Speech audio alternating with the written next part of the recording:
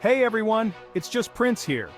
Today we're diving into a serious and often overlooked topic, the treatment of pregnant inmates in prison.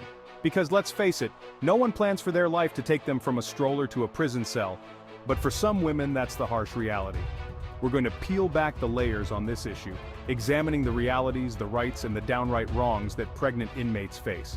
Let's get started. So, you're pregnant and behind bars. Not exactly a cause for celebration, is it? Prenatal care is crucial, but for incarcerated women, it's complicated. Legally, prisons must provide adequate medical care, including prenatal care. This should mean regular checkups and essential vitamins. But should doesn't always translate to do.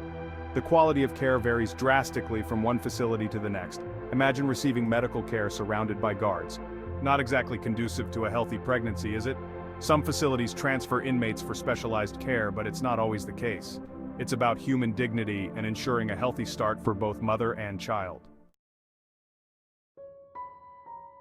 We all know that a healthy pregnancy relies heavily on a balanced and nutritious diet, but what happens when you're pregnant and your meals are decided by, well, the Department of Corrections? It's not exactly a recipe for culinary delight, is it? Now, in theory, prisons are supposed to provide specialized diets for pregnant inmates, ensuring they receive the extra calories, vitamins, and minerals needed to support a growing fetus. But the reality? Well, it can often feel like a cruel game of nutritional roulette. Some prisons might offer somewhat decent meals, while others struggle to meet even the most basic dietary needs. And let's be honest, prison food doesn't have the best reputation to begin with. Bland, unappetizing, and often lacking in essential nutrients, it's hardly the ideal fuel for a pregnant woman's body. Imagine craving fresh fruits and vegetables, only to be met with another serving of mystery meat and overcooked pasta. It's enough to make anyone lose their appetite, let alone someone experiencing the heightened senses and cravings of pregnancy. This lack of proper nutrition can have serious consequences, both for the mother and the developing baby. We're talking about increased risks of complications during pregnancy, low birth weight, and even developmental issues for the child. It's a vicious cycle, and one that highlights the urgent need for reform when it comes to prison food standards, especially for pregnant inmates. Because, at the end of the day, denying a pregnant woman access to proper nutrition isn't just unjust, it's a recipe for lifelong health problems for both her and her child. Okay, picture this. You're in labor, contractions are hitting hard, and you're surrounded by correctional officers. Not exactly the birthing experience most mothers dream of, is it? The process of labor and delivery is stressful enough for any expectant mother, but for incarcerated women, it can be even more fraught with anxiety, fear, and frankly, inhumane treatment. Now, policies surrounding labor and delivery vary from state to state, and even from prison to prison. Some facilities might allow pregnant inmates to give birth in a hospital setting, while others still rely on on-site medical units which, let's be honest, aren't exactly equipped for the complexities of childbirth. But here's where things get truly disturbing: the use of restraints during labor and delivery. Yes, you heard that right. In some places, pregnant inmates are shackled or handcuffed to their beds, even during active labor. The purported justification for this barbaric practice? Security concerns, of course, because, a woman in the throes of labor is clearly a flight risk. The good news is that this practice is slowly being outlawed in certain states, thanks in part to the tireless efforts of advocates and human rights organizations. But the fact that it's even a thing in the first place is a testament to how deeply flawed our prison system can be. Labor and delivery should be about bringing life into the world, not about inflicting further trauma and indignity upon a woman who is already paying her debt to society. Chapter 4. Postpartum Care, where motherhood and incarceration collide. So, the baby's arrived, congratulations are in order, right? But for incarcerated mothers, the joy of childbirth is often overshadowed by a looming separation. Imagine going through the most demanding experience of your life, only to be separated from your newborn. It's a heartbreaking reality for many incarcerated mothers. Babies born to incarcerated mothers are often placed with family members or the foster care system. The separation can be traumatic, disrupting that crucial early bonding period. Some prisons offer limited postpartum care, but it's often not enough. There's a lack of access to proper breastfeeding support and resources for postpartum depression. It's a recipe for a difficult and isolating experience. Some facilities have mother-infant programs, allowing mothers to stay with their babies. These programs foster early bonding and offer a chance to learn parenting skills, but these programs are the exception, not the rule. Postpartum care for incarcerated mothers is about recognizing their fundamental human rights and supporting their well-being. Chapter 5. Mother-Child Programs, A Glimmer of Hope Behind Bars. Now, amidst the bleak realities of pregnancy and motherhood within the prison system, there are some glimmers of hope. We're talking about mother-child programs. These initiatives offer a lifeline for incarcerated mothers and their babies, allowing them to stay together during those crucial early years. Imagine, instead of cold bars and concrete walls, a nursery filled with the sounds of lullabies and the gentle coos of babies. That's the kind of environment these programs strive to create. Now, these programs aren't available everywhere, and they often have limited capacity, but where they do exist, they can be transformative.